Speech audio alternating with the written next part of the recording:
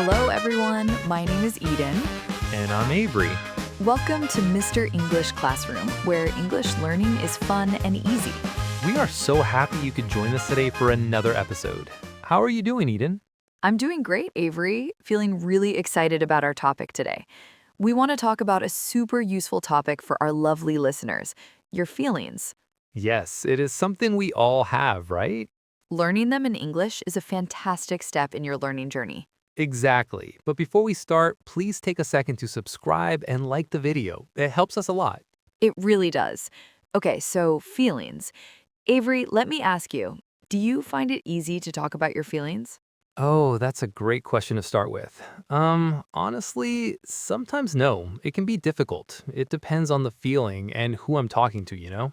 Right. I think a lot of people feel that way. It's not always easy. Why do you think it's so hard sometimes? Well, for one thing, sometimes we're afraid of what other people will think. If I say, I feel sad, maybe someone will think I'm weak. Or if I say, I feel angry, they might be scared of me. That's such a good point. The fear of being judged. Yeah, I totally get that.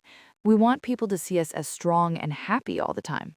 Exactly. It's like we're supposed to be perfect, but nobody's perfect, and nobody's happy 100% of the time. It's just not possible. Not possible at all. And I think for English learners, there's another challenge. Sometimes you just don't have the right words. You feel something inside, but you don't know the English word for it. Oh, yes, that's a huge one. It can be really frustrating. You want to express yourself to connect with someone, but the vocabulary isn't there yet. Frustrating, exactly. That's a great feeling word right there. When you try to do something and you can't, you feel frustrated. So hopefully we can help with that today by teaching some useful words. For sure. And another reason it can be hard is culture. In some cultures, it's very normal to talk about feelings. In other cultures, people are more private. Yes, that's so true. What is normal in one country might be strange in another. So it's not just a personal thing, it's a cultural thing too. So we have a few reasons: fear of judgment, not having the words, and cultural differences. It makes sense that it can be difficult. It does. But Avery, even if it's difficult, it's so important to talk about our feelings, right? What are some of the benefits, the good things that happen when we share how we feel? Oh, the benefits are huge. First, it's amazing for your mental health. When you keep a feeling inside, especially a difficult one like sadness or anxiety, it can feel very heavy. Heavy, yeah, like you're carrying a big rock. Exactly. But when you talk about it, when you share it with someone you trust, it's like you're sharing the weight of that rock. It feels lighter. I love that way of thinking about it, sharing the weight. It also helps you understand your own feelings better. Sometimes I don't even know what I'm feeling until I start talking about it. That happens to me too. Saying it out loud makes it real and clearer in your own head. You can think, oh, so that's why I was feeling strange today. I'm not sick, I'm just worried about my exam. Yes, it gives you clarity. And another big benefit is that it makes your relationships with other people stronger. When you're honest about your feelings with a friend or family member, it builds trust. Totally. It shows that you trust them with your true self, and then they feel more comfortable sharing their feelings with you. It creates a deeper connection. It really does. You help them and they help you. It's a beautiful thing. So it's good for our minds, good for our self understanding, and good for our relationships. So many good reasons to learn how to do it. Which brings us to the fun part. Let's learn some words. Yes, let's start with the basics, the most famous feelings. Are you ready? I'm ready. Let's do it. Okay, number one, happy. Happy. This is the feeling of pleasure or contentment, like when you see a good friend or eat your favorite food. What makes you happy, Avery? Oh, sunny days make me happy, and listening to good music. I feel happy when I listen to my favorite band. Nice. Okay, the opposite of happy is sad. SAD. This is when you feel unhappy. Maybe you miss someone or something bad happened. You might cry when you feel sad. Right. For example, watching a sad movie can make you feel sad, or saying goodbye to a friend. Exactly. Okay, next one, angry. Angry. This is a strong feeling of annoyance or displeasure. For example, if someone is rude to you, you might feel angry. Or when my computer's really slow, I feel angry at the computer. It's not a good feeling, but it is a normal one. Yes, I get angry at my phone sometimes. Okay, how about scared? SCARED. This is when you feel fear or you are frightened, like when you watch a horror movie. Oh, I don't like feeling scared. Some people do, but not me. I feel scared when I see a big spider. Me too. Spiders are scary. One more from the Big Five. Surprised. SURPRISED. This is the feeling you have when something unexpected happens.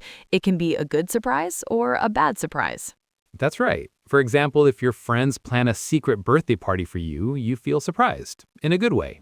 Exactly. So we have happy, sad, angry, scared, and surprised. Those are really important core feelings. They are, but there are so many other feelings too. Can we talk about a few more, ones that are a little more specific? Of course, let's do it. How about excited? EXCITED. Excited is like a very, very happy feeling about something that is going to happen in the future.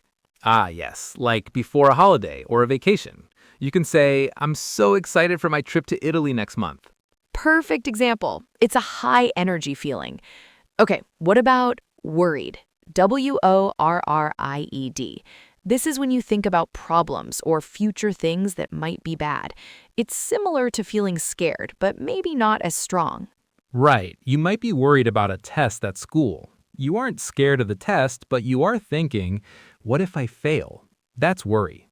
Another word is anxious. ANXIOUS. Anxious is a great word. It's a stronger form of worried. I feel anxious before I have to speak in front of a lot of people. Mm-hmm. Okay, another good one. Proud. PROWD. This is the good feeling you have when you or someone you know does something great. Oh, I love that feeling.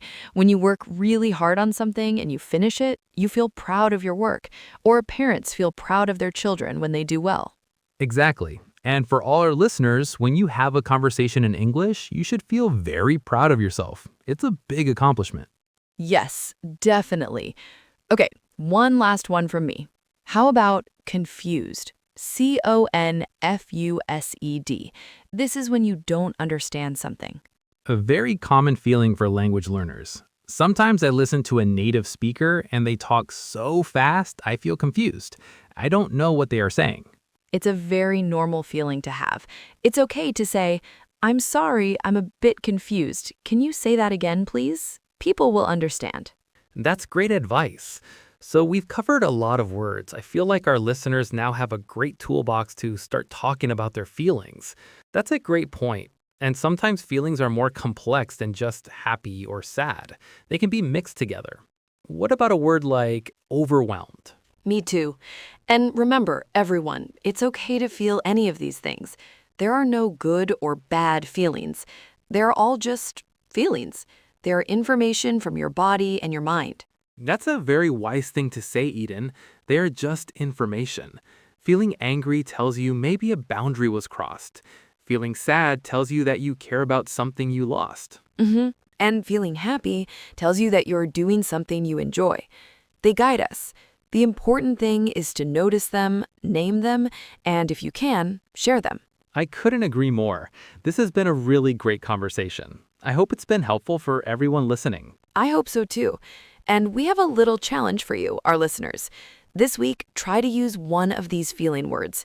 You can tell a friend, today I feel happy because the sun is shining, or I feel a little worried about my homework. That's a fantastic challenge. Practice is so important. You can even write it down in a journal. Today's feeling proud. It's a great way to practice. It is. Well, I think that's all the time we have for today. Avery, thank you for sharing your feelings with me. Thank you, Eden. It was a pleasure. And thank you to all of you for listening to Mr. English Classroom. Don't forget to subscribe so you don't miss our next episode. We hope you feel happy and proud of your English practice today. Until next time, keep learning and take care of yourselves and your feelings. Bye, everyone. Bye.